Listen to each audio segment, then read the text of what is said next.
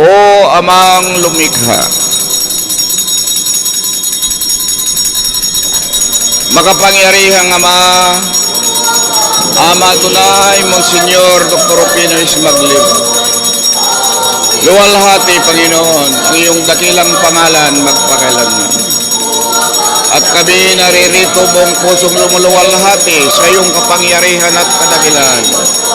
Buong pusong nagpapasalamat, Panginoon, sapagkat nasapit na naman muli ang panibagong buhay ng aming kapalaran. Nasapit namin ang bagong taon na 2026. Panginoon, dalangin namin na naway yung mapagpalat makapangyarihang Espiritu. Siyang gagabay sa amin sa buong taon. Ipagkaloob mo sa amin ang iyong mga biyaya at pagpapala upang kami maging ganap. O Panginoon, na iyong anak at nakakasunod sa iyong mga kadakilang kautusan.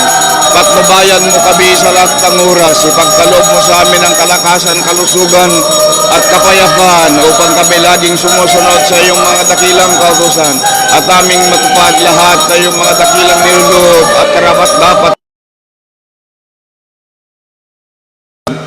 Siya nawa.